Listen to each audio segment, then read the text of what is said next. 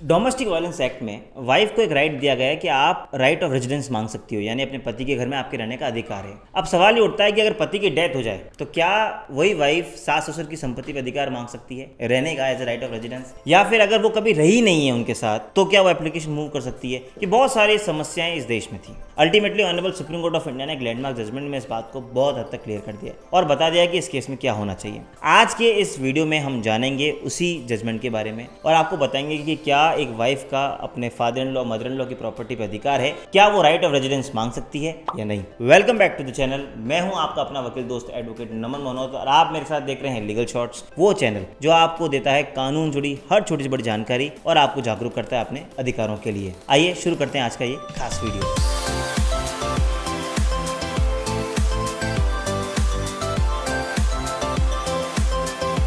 दोस्तों, इस वीडियो को देखने के बाद भी आपको लगता है कि आपकी समस्या का समाधान नहीं हुआ है या आपको किसी कानूनी बात को जानना है और आपको अपनी प्रॉब्लम का सॉल्यूशन निकलवाना है, तो नीचे हम एक लिंक दे रहे हैं, आप उस लिंक पर क्लिक करके हमसे बात कर सकते हैं ताकि हम और हमारी पूरी टीम आपको अच्छे से उसमें गाइड कर सके। खैर, आज हम बात कर रहे हैं डोमेस्टिक वायलेंस एक्ट में राइट ऑफ रेजिडेंस के बारे में। सबसे पहले बात करते हैं सुप्रीम कोर्ट के उस लैंडमार्क जजमेंट के बारे में। प्रभा त्यागी वर्सेस कमलेश देवी 2022 सुप्रीम कोर्ट। इस जजमेंट के अंदर honourable supreme court of India ने इस बात को डिटेल में डिस्कस किया है। इस केस में हस्बैंड की डेथ हो जाती है। डेथ के बाद wife section 12 domestic violence act में एप्लीकेशन मूव करती है, ये कहते हुए कि साहब मेरे को सारा कंपनसेशन दिलाया जाए, साथ ही साथ मेरे को राइट ऑफ रेजिडेंस दिलाया जाए एक सास ससुर की प्रॉपर्टी में। वो इसलिए क्योंकि मेरा भी उसमें हक बनता है और मैं उसमें रह सकती हूँ और ये मेरा राइट ऑफ रेजिडेंस है। जब ये ट्रायल कोर्ट के पास मैटर गया तब ट्रायल कोर्ट ने उनकी पिटीशन को अलाउ कर दिया और बोला कि yes there would be right of residence. लेकिन जब वहां से मैटर सेशन कोर्ट में गया तो सेशन कोर्ट ने रिवर्स किया, हाई कोर्ट ने इसको अपील किया और फाइनली सुप्रीम कोर्ट में ये मैटर आया। अब सुप्रीम कोर्ट के पास दो क्वेश्चन थे।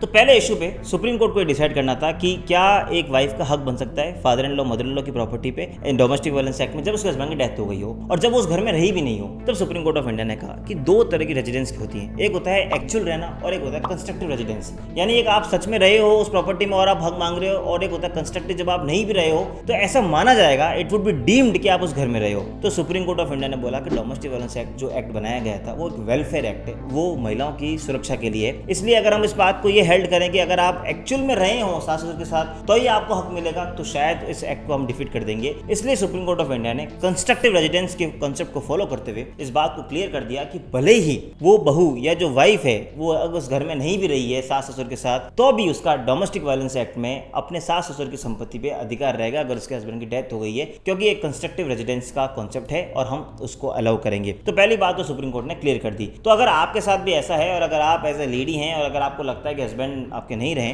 और आपके सास ससुर आपको घर में नहीं रहने दे रहे हैं, तो आप इस जजमेंट का हवाला देके उनके घर पे रहने का आप अधिकार मांग सकते हैं। ये उनकी जिम्मेदारी बनेगी कि वो आपको राइट ऑफ रेजिडेंस दिलाएं और आपके लिए एक अलग कमरा सुनिश्चित करें। अब दूसरा सवाल उठा कि एप्लीकेशन कब तक मूव कर सकते हैं, क्या कभी भी आप एप्लीकेशन मूव कर सकते हैं जब आपकी रिलेशनशिप रही भी नहीं हो तो अभी। तो कोर्ट ने बोला कि जरूरी नहीं है कि रिलेशनशिप कंटिन्यू होना चाहिए। अगर एक टाइम पीरियड पे भी कभी ना कभी रिलेशनशिप रही है सास ससुर की साथ बहू की और एक बार भी रही है, क्योंकि वो बहू बनी तो ऑब्वियस रिलेशनशिप तो रही होगी, तो अगर एक बार भी रही है तो एज पर द एक्ट आप एप्लीकेशन मूव कर सकते हैं। तो ऐसा there is no limitation for that, और आप चाहें एज अ वाइफ तो एप्लीकेशन मूव कर सकते हैं even after the death of the husband कि आपके सास ससुर में आपको हक दिया जाए उनके मकान में रहने का। तो इस लैंडमार्क जजमेंट प्रभा त्यागी में honourable supreme court of India ने दो बातें क्लियर कर दी। एक, आप एप्लीकेशन कभी भी मूव कर सकते हैं, और दूसरा, आप सास ससुर के साथ नहीं भी रहे हो तो भी उनकी संपत्ति पे आप रहने का अधिकार मांग सकते हैं। इसे कहते हैं राइट ऑफ रेजिडेंस, वो आप मांग सकते हैं। लेकिन अब एक सवाल बहुत इंपॉर्टेंट उठता है, आप उस प्रॉपर्टी पे रहने का अधिकार मांग सकते हैं या उस प्रॉपर्टी पे अपना हक जमा सकते हैं एज ऑनरशिप भी।